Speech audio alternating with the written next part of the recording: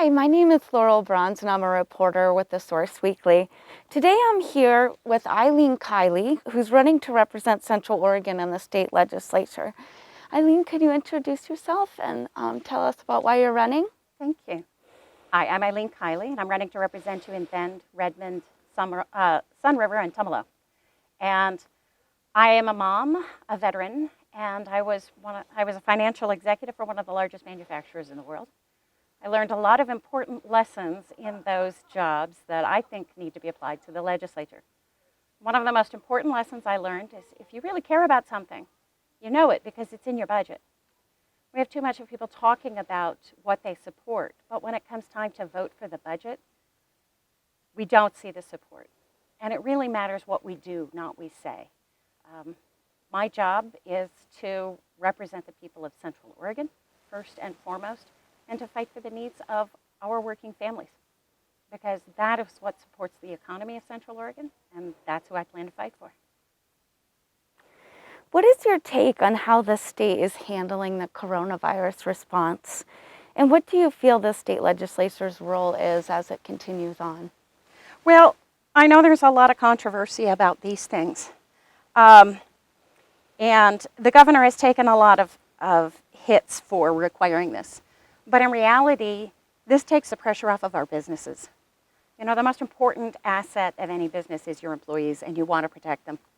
And so by having the state mandate a mask, then the employer can basically pass the responsibility on and, not risk alienating their customers. So I am happy about that. Relative to the rest of the country, we've been doing a pretty good job. And here in Deschutes County in particular, we've done a good job. Until, we still have to manage our tourist trade. And we sure saw that in Sun River. There was a big difference in mask wearing in Sun River after the mandate. But, that we need to make sure that our tourists understand that this isn't free. This is our home. And this is where we live and where we work. And so I appreciate the state's putting those protections on for our workers so that we can all stay safe. And the important thing is, just keeping the load in our healthcare system down until we really know how to treat this virus well. Thank you. What's the single most important thing the state legislature can do to help the Oregon economy recover from the damage caused by the coronavirus lockdowns? Well, let's first realize why we have economic damage. The most important line on any income statement is the revenue statement. That's what decides whether or not you're going to stay in business. And the revenue comes from customers, you and me. So when we have our neighbors that are struggling to meet their basic needs, housing, healthcare, childcare for their kids, then the revenue supply shrinks and businesses suffer. So what we really need to do if we want to help our business economy grow is we need to make sure that all of our Oregonian working families have enough to meet their basic needs and a little bit more, because that little bit more is the fuel of economic growth. So I want to see us focus on the base of the economy, and that will help us grow our business economy as well. Thank you. What would you do to prevent another Republican walkout if a climate change bill is introduced again? Well, the first thing I'd like to do is get elected. If there are 20 Democratic senators, then there can't be a walkout. And this is, this brinksmanship is not, it's something that really surprises me. Because in my work negotiating multi-million-dollar contracts, I never left the table. I've had some difficult hands to play, but you can't move forward if you leave the table. All you can do is destroy. And what we really need to do is build back. So as a Democrat from this side of the mountains, I would have the opportunity to talk to the majority caucus about what our needs really are. Because geologically, we are different than the valley. Economically, we're different than the valley. We need to have our needs heard. And so I would like to get there and not only talk to my caucus, but talk to my fellow, senators on this side of the mountains who, oh my gosh, will be in a different party than me. But we need to work together to meet the needs of rural Oregon as well, because we are 36 counties, not 4. And if all 36 counties thrive, then the state thrives as a whole. Thank you. What are some of your proposals for tackling reducing emissions in the state? Well, I do believe in carbon pricing, and I'll tell you why. Pollution has a cost. Right now we're paying it in social costs, so it's our health, it's our air quality, it's clean water, it's increasing asthma among our children. Literally, we just paid for it with the cost of Talent, Phoenix, Detroit, Mill City. Those people's homes, businesses, and in some cases their lives are the price that we are paying. So we're already seeing the costs of climate change, the shrinking glaciers on our mountain, that's our long-term water supply. Those are the costs that we're going to pay. The reason carbon pricing won a Nobel Prize is because it essentially takes the cost of pollution to the market. My experience in an automotive industry is that, first of all, we can control the cost to prevent so much better than the government can afford to use our tax dollars to take care of the consequences. Think of the rebuilding we're going to have to do after these fires, right? That's a real cost that we're going to have to pay because we didn't prevent. So business can control the cost of prevention much better than the government can control the cost of repair. But additionally, if we do not take care of it now, we will be paying for it in our air, our water, our children's lives. So we will pay for it regardless. This, to me, is the least expensive way to pay for it.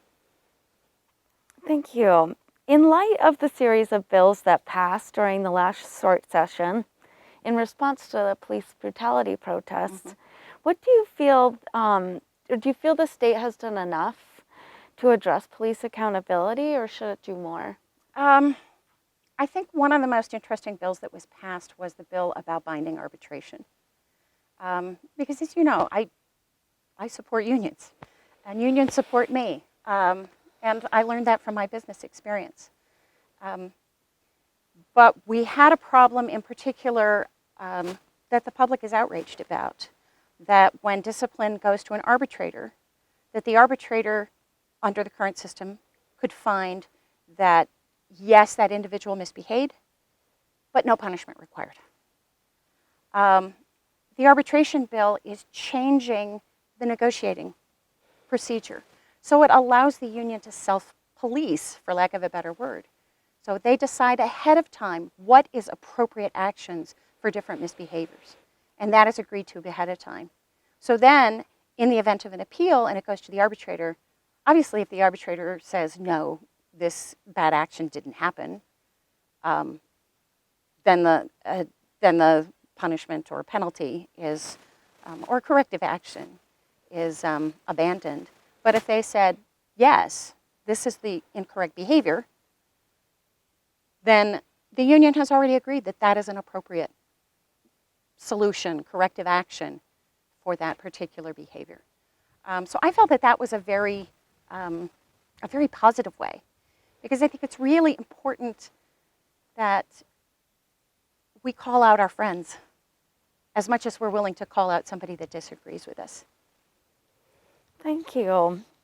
Oregon ranks worst in the nation for both a high prevalence of mental illness and low access to care, and has one of the highest rates of addiction nationwide. What can an Oregon senator do to reverse this trend? One of the problems that we have is so much of our mental health is delivered through the county health systems. And our counties have been strapped by decisions that have been made in the legislature that balance the legislature's state budget, but pushes costs onto local governments and schools. And as a result, I know Deschutes County, which actually is in very good position financially compared to most of the counties in the state, we're very well managed. We still are underfunded in our healthcare, and you know the problem that we had just trying to get the crisis center open enough hours to really be beneficial for that. Additionally, there are no pediatric mental health or behavioral health hospital beds on this side of the mountains. If your child has a crisis, you have to go to Salem to find care for them, or Portland. As a parent, that's appalling. We need to have investment in mental health on this side of the mountains in particular. And those investments are what prevent addiction problems, because addiction problems are often related to depression, people self-treating for depression, which we have other issues involved with that as well. Our economic difficulties, of course, are adding to the depression.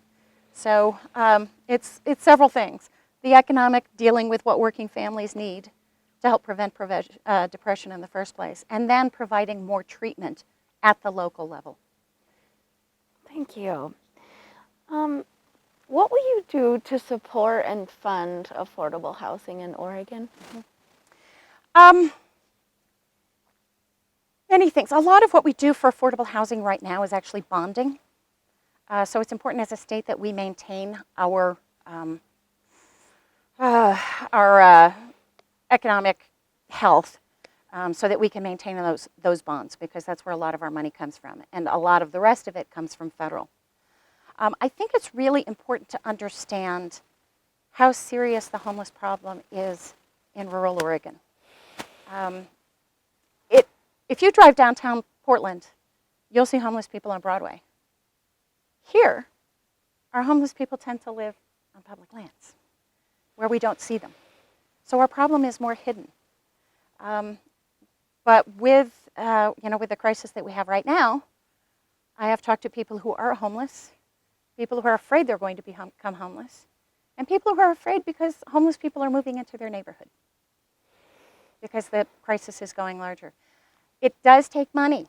It's going to take money, but it also is really going to take a commitment by local government to prioritize affordable housing over resort housing. What would you do to support people without homes? Would you vote for a homelessness state of emergency? I would, because I think that, the essential problem that we have is that it's a quiet problem. It's a big problem, but it's quiet here because of our landscape and our access to public lands. I actually live in a motorhome in the summer. So I meet with a lot of full-timers that are in, that's their housing now, is that they are full-time in an RV park. And we have a series of, as you know, a fair amount of homeless people are living in RVs on public lands. But we have out-of-business RV parks here that can be revitalized as well, to be used either to allow those people to go or to build tiny houses there. I am very interested in the proposal that's in front of the Bend Council right now for micro-housing, which would be temporary housing. I mean, it's not where you want to live, but it is enough for a family to have a roof over their head and roots so their kids can go to school, so they can shower and cook and have meals together, just have basic sanitation. So this is something, again, local government controls a lot of this zoning issue and the prioritization. So we do need to push our local representatives to prioritize these type of projects. The state can help fund it, but we can't make Bend build it. Would you introduce or support a state real estate tax or a property tax on homes worth more than $1 million to support affordable housing? I'm really more interested in the equity of we have property tax equity issues, you know that, and Measure 47 really exacerbated them. So two houses can be right next to each other and pay $1,000 different. So I really feel like we do need to revise our property tax. It is going to have to be a ballot measure in order for us to do that. And there are a number of ways of doing it. One of which is, I think we need to reduce the tax breaks for vacation homes, because we have a lot of property here. We have a lot of housing here in Deschutes County that is being taken up by tourism because it's very profitable. That if we were to make more of that available for long-term housing, that would go a long way towards our shortage. Because it's simply housing is a supply and demand issue. We do not have enough supply of affordable homes. We have an excellent supply of vacation homes. So giving a vacation home the same property tax break that you give to someone who is either living in a home or is providing a long-term rental, I do not think that's equitable. We are actually giving somebody a break to do something that hurts our economy. We need to look at these kind of things and look at them with fresh eyes. And so as far as a new tax, I don't think it's necessarily a new tax so much as it is, let's stop subsidizing what we don't want to encourage. Oregon is experiencing massive fires right now. Mm-hmm. What is your stance on how to manage wildfire risk in the state at the legislative level? And what specific actions would you propose? Okay. It absolutely has to be a partnership between private lands, public lands. And at public lands, we have both state and federal lands, and some counties also have forest land that they manage as well. Here in Deschutes County, we have the Deschutes County Forest Collaborative, which I think is a model for the entire state, coming together to decide what are good forest practices. I live in Sun River. We are surrounded by Forest Service land. Fire is real. It's a real concern for us there. And our homeowners association has been taking very strict action since the 1990s to help reduce fire. We've been working with private and the Forest Service to make sure that the forest land around Sun River is maintained to help reduce the fire risk. I believe that Daniel Bonham up in Hood River, some of his work to coordinate between the state and the federal government, I think that that's a good basis. And I think if we can make sure that the environmental groups and private timber are in on that conversation as well, we can expand the kind of collaboration that we've seen here in Deschutes County to more in the state, because we have to manage these for long-term health. On that note, what is your opinion of the out-of-state corporate timber industry in Oregon? And what would you do to make them more accountable to Oregon communities and the state as a whole? Yeah, the severance tax, it does break your heart, doesn't it? Because it has caused so much damage to the very communities that used to be prosperous for timber. I think we need to repeal the severance tax.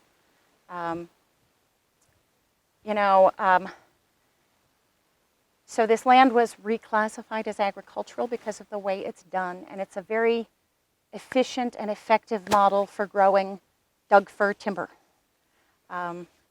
which coincidentally makes our ponderosa pines less marketable than the west side. So, it actually, the advantages that were given to corporate timber actually make timber on our side of the mountains less profitable and less productive.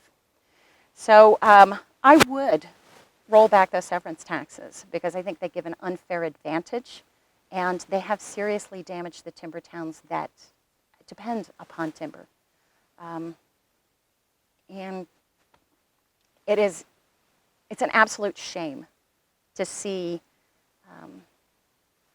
an industry that has always been a part of Oregon and can be managed sustainably, to take advantage of the very people that created that industry. Would you support interstate commerce in the cannabis industry? I would. I just don't know what, as a legislature, I would really be able to influence on that. That's really a federal issue. But yeah, we're a right to farm state. And particularly here in Central Oregon, it's cannabis, whether it's hemp or marijuana, is a good crop for us. It can be a profitable crop. But we have a glut on the market right now. There's too much for Oregon. It would make our local growers more profitable, and it would bring business into Central Oregon if they were able to cross state lines. Do you support strengthening the state's gun laws? And if so, what specifically would you do to strengthen them? You know, I have had so many good conversations this year with people who are gun owners. In fact, I had one guy say, I never vote for Democrats because I'm for the Second Amendment. At which point I said, well, I'm a vet. I signed it, I raised my hand for the whole Constitution, including the Second Amendment, so let's talk. And where we really agreed, you have a right to own a gun. You have a responsibility to know how to use it. Pointing a gun at someone is assault. It is a crime. In most states, you get a little bit of advantage in some southern states. But here in Oregon, just pointing a gun at someone, an unloaded gun, is assault. It's a crime. People need to understand what the responsibility is. So I am in favor, and these people I've talked to agree. Yeah, background checks. Because we want to make sure that everybody who owns a gun is a responsible gun owner, right? Mm-hmm. I support safe storage, and I particularly support safe storage, not criminalizing lack of storage, but establishing that liability, because that actually helps insurance companies enforce good behavior. Your insurance company is going to ask you whether or not you own guns, and they're going to ask you how it's stored. And that same guy that I talked to said, my dad never locked up our guns because, we'd even thought of touching them. But in today's world, I lock up my guns because it's not just my kids, it's who else is in my house. So that's what he feels is his responsibility. These are the safety measures that we all agree on. Closing the Charleston loophole, making sure that they're safe, and education so people understand what is and is not appropriate use of a gun.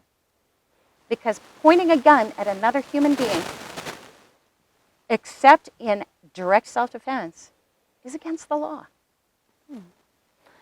Is there anything else that you'd like to talk about today that we haven't gone over? Well, we chose this spot today. This was a compromise. All right, so this was compromise and teamwork in action. We had hoped to meet at Mount Bachelor, but the logistics just didn't work out for your team today. So we chose this site because on a normal day, there'd be a great view of Mount Bachelor back there, which unfortunately we can't see because of the smoke today. But as we look around us, this is why we live here. This is why we live in Central Oregon, for these open spaces that we can enjoy, for these trails. Ben's wonderful park system, Redmond's park system, all of these areas, our bike trails down in Sun River. These are the things that we enjoy.